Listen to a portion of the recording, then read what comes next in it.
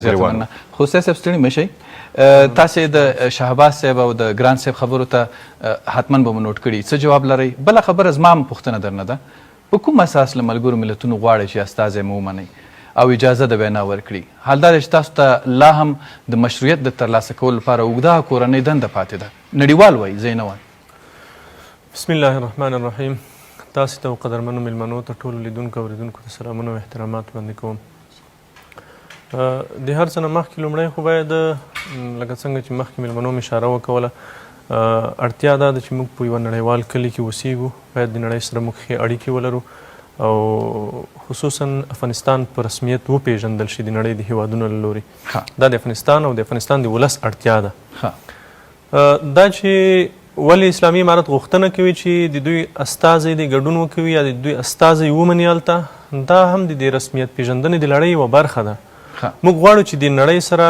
اړیکې پیل کړو دا هم د اړیکو د پیل یوه برخه ده داسې خو نه ده که هر شی خو مفت نه راځي اول به تاسو شرایط پوره کوئ بیا به هغوی تاسو ته اجازه زه راځم شرایطو ته راځم کوم ډول شرایط موږ پوره کړو څه ډول شرایط افغانستان خو یو آزاد خپلواک هیواد ده یعنې موږ تاسې اصلا باید داسې تصور ونه کوو لکه دا شل کله چې موږ کوم ډول تصور کولو چې دلته نړیوالو حضور درلود د دوی ټولې غوښتنې موږ منلې وې داسې غوښتنه خو د کوم هیواد پاتې نه وه چې موږ نه ومنلې هر څه منلي وو که نه بیا هم افغانستان په کوم حالت کې و راځئ موږ تاسې په دې فکر وکړو ځان یو خپلواک هیواد متصور کړو او یو هم الحمدلله موږ تاسې یو خپلواک هیواد یو په دې نړۍ کې لکه څنګه چې نور هیوادونه ژوند کوي د ژوند حق لري باید داسې موږ هم هماغه ډول د ژوند حق ولرو نړیوال ما یوه بله ورځ هم په بحث کې وویل نړیوال چې څه ډول شرایط کوم ډول شرایط د رسمیت پیژندنې دپاره د نورو هیوادونو دپاره د موږ په څنګ ګاونډ کې چې کوم هیوادونه دي په سیمه کې کوم هیوادونه دي هغوی ته یې وړاندې کوي هغه دې موږ ته هم وړاندې کړي موږ هغه شروط اسمان نه نوي شیان راکوز کړي چې دا ومنئ طبعا نو دا تاسې چې کوم شیان یادوئ دا د اسمان نه نوي شیان نه دي کوم شیان مثلا درته وایي چې تاسې یو ټول شموله حکومت جوړ کړئ ستاسې د ټول شموله حکومت نه تعریف خپل دی ستا تعریف څه زما تعریف نشته ته د یو افغان په حیث دا ته منې چې بل څوک دې تا ته حکومت جوړ کړي بل څوک دې تا ته د حکومت فرمایشات درکړي تاسو یې جوړ کړئ موږ یې جوړوو ګورئ موږ یې جوړوو موږ حکومت خپله جوړوو هغه وخت تیر شو هغه شل کاله تیر شول چې سفارتونو به موږ دپاره خلک ټاکل نه موږ افغانان یو د ټول حکومت جوړولو دنده د ما ده دا هیواد ستا د هیواد کوم ایالت نه ده چې دلته ته ماته خلک ټاکي اوس خلک وایي چې دا دنده ټوله تاسو اخیستې ده نو خو موږ ځکه ښکیل نه دي ښکیل دي تاسو ګورئ مشوره منل کیږي نه د چا خبره مشوره منل کیږي او غوښتنې منل کیږي ولې وضعیت داسې دی چې موږ په ډېر ابتدایي حالت کې یو تاسې پرون بله ورځ څو ورځې مخکې 2 ورځې مخکې هغه چې کومې ټاکنې تاسې ولیدې په هغې کې اکثره مسلکي خلک را مخکې شوي دي مسلکي کدرونه را مخکې شوي دي مولوي صاحب لرې شوی حاجي صاحب ورسره اضافه شوی نو خو حاجي صاحب هم د دې ملت سړی ده خو دا نور خلک هم د دې ملت خلک دي موږ په دې کې نور خلک هم وو تاسې ولیدل یعنی موږ وایو اصلا اساسي خبره دا ده چې وضعیت ډېر ابتدایي ده تر اوسه پورې میاشت نه ده تېره شوې میاشت تېره شوه تقریبا راځئ چې صبر وکړو چې دا کابینه بشپړ شي ډېر تشکیلات لا پاتې دي نه دي بشپړ شوي بشپړ به شي موږ په هغې کې کار نه لرو لکه اوس زه ویله زه به ستا خبرې ته بیرته راشم بل ورځ مولوي صاحب تاسو ته یو توصیه کړې وه زه به ستاسې خبرې ته بیرته راشم زه وایم چې دا د کابینې جوړول چې دي موږ تاسې راځئ دا ذهنیت ختم کړو چې نړیوال د موږ نه ټول شموله حکومت غواړي ټول شموله د دوی تعریف د ټول شموله نه څه ده څوک غواړي په ټول شموله کې هغه د 10 کالو پخواني مفسدین میلیاردران میلیونران غواړي چې موږ نظام ته راولو هغه خو د ما وس نه ده که زه نظام ته راولم ملت یې نه غواړي که دې ته ته ټول شموله وایي دا خو ملت نه غواړي او تاسې بهتر پوهیږئ چې د ټول شموله نه هدف د دوی دا ده چې هغه خلک چې دوی 10 کاله دلته په هغوی سرمایه کړې وه سرمایه ګزاري کړې وه هغه خلک د نظام ته راوستل طبعا دلته یو خبره شته ده نړیوال به د ټول شموله نه خپل تعریف لري لکه تاسو چې ورته ویل خپل خلک به در باندې مقرروي خو دا ومنئ چې تاسې هم د ټول شموله نه خپل تعریف لرئ هغه تعریف نه لري چې ولس یې ورنه لري ولس وایي چې ته زما با استعداده کسان چې دا اوس خو سوال دا ته دی وطن نه روان دي دوی خو یو ورته تاسې له ملګرو ملتونو له ادرسه خبره کوي بیا د ولس له ادرسه که چېرته موږ د ولس له ادرسه غږیږو نو صحیح ده د ولس دا غوښتنه ده په ځای ده چې باید په نظام کې با استعداده خلک هغه چې د هر قوم د هر ملت خلک دي هغه د ځای ولري دا یو په ځای غوښتنه ده اسلامي امارت پوره کوي لګیا ده کار روان ده ولې که چېرته تاسې د نړیوالو له ادرسه خبره کوئ ټولشموله غوښتنه راوړاندې کوئ دلته یادونه وشوه د کابل پوهنتون نوی رئیس د چا غوښتنه وه؟ ګورئ ما خو د کابل پوهنتون په اړه به زه دومره ووایم چې په دې اړه هم کار روان دی، دا موضوع به حل شي، حل کیدونکې ده. شاید دغه سړی چې دا د همدې کابل پوهنتون نه فارغ شوی کس ده، د همدې کابل پوهنتون نه فارغ شوی ده، یو څو ورځو دپاره چارې ورسپارل شوي دي، اداري او تخنیکي چارې ورسپارل شوي دي. په ډله کې بل څوک نه فارغ شوی تر اوسه؟ نور به هم ډېر فارغ شوي، ولې دغه سړی ټاکل شوی ده، بل وړ کس به راشي. موږ په نظام کې ټاکنې داسې نه دي چې یو چا چوکي د پلرنۍ شي. یو موضوع راته ووایي چې شهباز صاحب یو خبره وکړه چې تاسې به د زوړ ډیپلوماټ پرېښی وی، غوښتنه به مو ورنه کړې وی، اړیکه به مو ورسره نیولې وی چې ته د افغانستان د نوي نظام نمایندګي وکړه. د شهباز صاحب نظر ته په احترام زه وایم چې د بدې استازولۍ نه استازولي ښه ده. صحیح ده، ډېره زیاته مننه. یو څه مفید وي. خوستی صاحب وایي چې کوم شرایط تاسو ته د نورو هیوادونو په پرتله باندې موږ هم باید پوه شو په دې باندې چې نړیوالو داسې مورایي حالت کې تاسو ته یو شرایط وړاندې کړي چې دا پوره کوي. بل شهباز صاحب وایي چې ستاسې په دې نظام کې خلک ځان نه ویني، چاته چې تاسو غله وایئ هغه وزیرانو که هر څوک وو هغوی د وطن نه وتلي دي، دا څوک چې دلته پاتې دي دا تا سره ژوند غواړي، تا سره کار غواړي، چې تا په دوی کې یو قسم نه دی راپورته کړی، ځان سره د خواته نه دی نیولی. شهاب صاحب خو لکه څنګه چې ده وویل چې زه ما په تیر دولت کې کار نه ده کړی، یعنې که چېرته په تیر دولت کې کار کړی وی هم دی که هماغه پخواني کار ته نه وی تللی، دا خو اوس چې ده کار نه ده کړی دا خو جلا بحث ده. که چېرته ده په تیر دولت کې کار کړی وی، دی په کومه اداره کې مامور وی، دی هغه خپلې ادارې ته نه وی پرېښودل شوی، په هغه وخت کې هم دی انتقاد کولی شو. خو که وزیر وی تاسو به بل کس د ده په ځای راوستی وی، طبعا که رئیس وی تاسو به د ده په ځای بل کس راوستی وی، که معاون وی تاسو به بل کس د ده په ځای راوستی وی. ماموریت خو ضرور نه دی چې زما د خوښي. ګوره ستا د خوښې کارونه به ډېر وخت نه کېږي، نو خپلې خوښې کارونه به نه کوو، ملت راځئ د ملت غوښتنې ته غوږ کېږدو چې دلته ملت څه غواړي او څه باید وشي د ملت سره.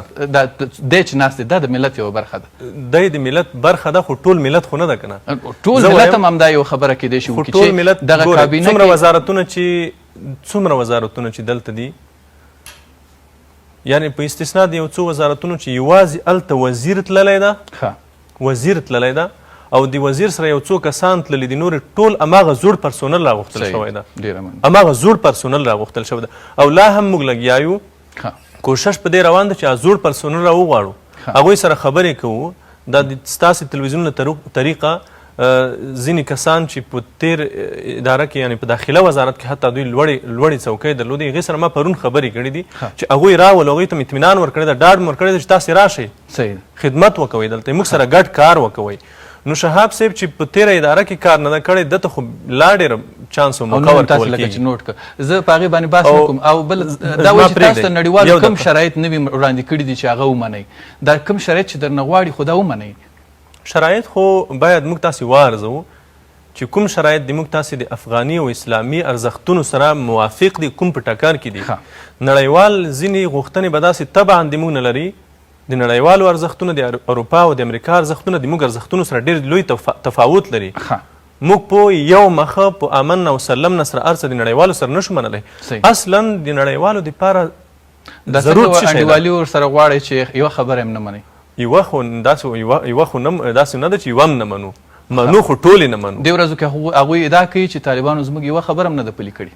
نو ډېرې پلي شوي دي، ډېرې غوښتنې پلي شوي دي. هغه غوښتنې چې د موږ د افغاني ارزښتونو د اسلامي ارزښتونو سره په ټکر کې نه دي، هغه پلي شوي دي او پلي کېږي. تاسې یې وینئ، د ډېرو څه شاهدان یې تاسې. که چېرته تاسې حقیقت ته نظر وکوئ، ډېر د حقیقت دپاره یم چې وګورم، همدا هدف دی. بله خبره دا ده چې هغه مخکې یو ورور د عمران خان خبره وکوله چې عمران خان یا د پاکستان یو نور چارواکي د موږ په نمایندګۍ خبرې کوي. څه یې ویلي دي؟ تاسې واضحه کړئ د موږ په نمایندګۍ د څه ویلي دي. یو څوک که چېرته تاسې نه دي اورېدلي، زه یې درته یاد کړم. طالبانو سره تعامل وکړئ، خامخا یې وکړئ. ښه خبره ده. د طالبانو دپاره د افغانستان سرمایې ټولې خلاصې کړئ. ښه خبره ده. ولې په دې کې مشکل څه ده؟ دا خبرې تاسې یو افغان ته ولې نه سپارئ چې هغه یې وکړي؟ افغان ته یې سپارو، خو که چېرته د افغان نه بغیر یو څوک راپورته شي، په دې کې ستونزه څه ده چې ما دپاره وایي چې د سره یو ښه اړیکې وساتئ. په دې خبره کې ستونزه اصلا څه ده؟ عمران خان که ووایي ستونزه نشته ده. یو دقیقه یو دقیقه که چېرته عمران خان د موږ دپاره په نړیوال سټیج غوښتنه کوي چې باید د اسلامي امارت سره د افغانستان سره ښې اړیکې جوړ کړي، ښه غوښتنه ده ودې کړي. ولې وکړي؟ زه دا ولې ونه کړي؟ ولې وکړي؟ پاکستان زما پلار دی، ورور مې دی، تره زوی مې دی، هېڅ مې نه دی. ولې پوښتنه وکړي؟ د موږ سره د موږ په حق کې یوه نیکه غوښتنه، یوه ښه غوښتنه، دا موږ د هر چا قدرداني کوو. موږ ګورئ په داسې یو ځای کې نه یو، موږ په داسې یو ځای کې یو چې موږ د هر چا مرستې ته اړتیا لرو، هغه که پاکستان ده، هغه که ایران ده، هغه که د ګاونډي سیمه ییز هیوادونه دي، موږ اړتیا لرو چې دوی د موږ سره ښې اړیکې ولري، د موږ دپاره یوه ښه غوښتنه ولري. نمایندګي او استازولي باید موږ تاسې وپېژنو او د یو چا ښه غوښتنه د موږ په حق کې ده باید موږ تاسې جدا کړو، تفاوت یې وکړو.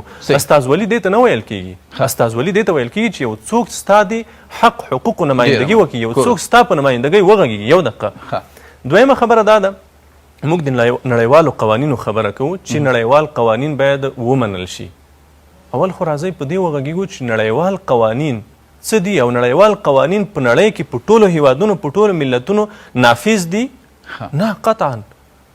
اروپا ځان ته قوانین لري، امریکا ځان ته قوانین لري، روسان ځان ته قوانین لري، سعودي عربستان ځان ته قوانین لري، ایران ځان ته قوانین لري او چین ځان ته قوانین لري. مګر د ملګرو ملتونو تر چتر لاندې راټول دي، ټول کنوانسیونونه یې منلي دي. کنوانسیونونه یې منلي دي، خو تاسې لاړ شئ داسې یو قانون تاسې ماته وښیئ چې په ټوله نړۍ دې نافذ وي. صحیح.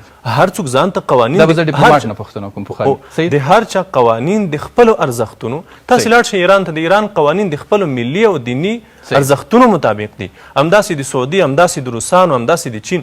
موږ افغانان د نړیوالو قوانینو هغه قوانین چې هغه د موږ د ملي او دیني ارزښتونو سره په ټکر کې نه دي، هغې منلو ته تیار دي، هغه منل شوي. ډېره مننه، ډېره مننه. دواړو مېلمنو ستاسې خبرې کاملا رد کړې. د پاکستان که د خیر خبره کوي که د بدۍ خبره کوي، دوی وایي چې پاکستان زموږ دپاره هېڅکله هم د خیر خبره نه ده کړې. په دې تړاو څه جواب لرئ؟ یو بله خبره دا ده، زه هم دا پوښتنه لرم، پاکستان د سارک سازمان نه غوښتي چې طالبانو ته غړیتوب ورکوي.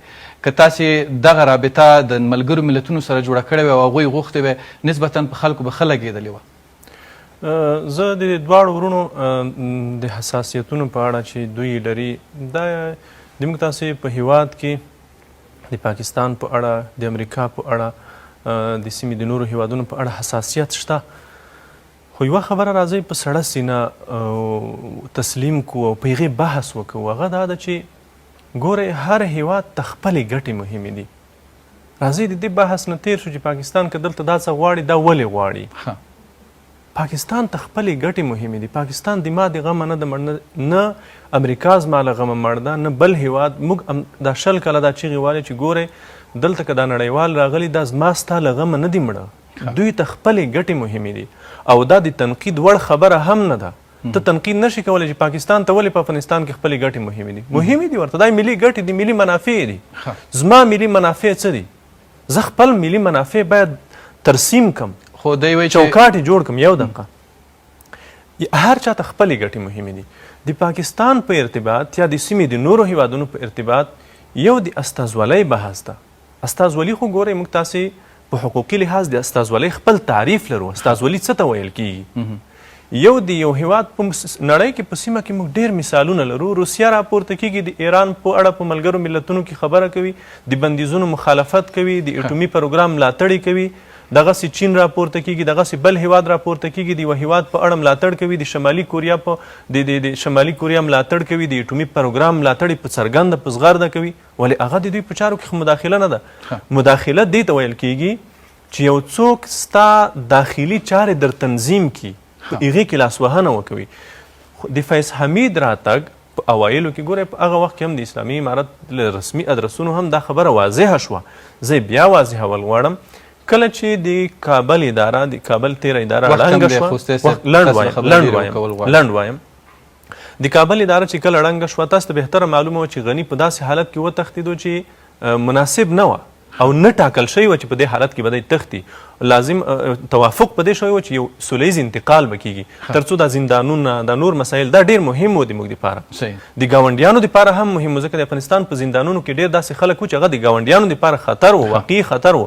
د فیض حمید راتګ اساسي هدف هغه امنیتي مسایل وو چې دلته د زندانونو هغه خلک خوښ شوي چې هغه د دوی لپاره امنیت خطر پیښولی شو. دا چې کابینې مسایل یا نور هغه خو زه وایم چې زه به ډېر لنډ ګران صاحب ډېر لنډ راته ووایه چې وخت بیخي څو ثانیې پاتې دی. طالبانو ته څه پکار دي او ملګرو ملتونو ته څه پکار دي د رسمي پیژندنې په تړاو باندې یو ټکی دوه ټکي کې راته ووایه. زما په نظر چې طالبان ګوري له هغه ننګونو او چلنجونو سره مخامخ دي چې هغه موږ او تاسې ټولو ته معلوم دي. طالبان باید یوه کاري مسلکي کابینه جوړه کړي. ته د آخري خبره دوره په الله مسپارم.